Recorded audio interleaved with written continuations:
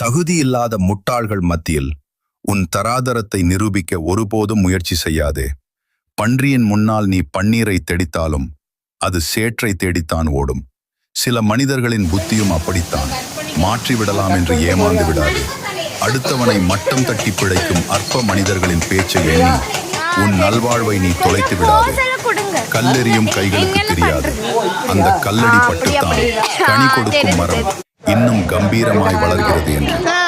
உன்னை அலட்சியப்படுத்தியவர்கள் முன்னால் நீ ஆலவிருட்சமாய் எழுந்து நிற்க வேண்டும்.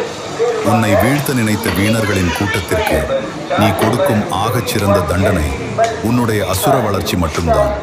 குறைக்கும் வாய்களை மூடிக்கொண்டிருக்காது.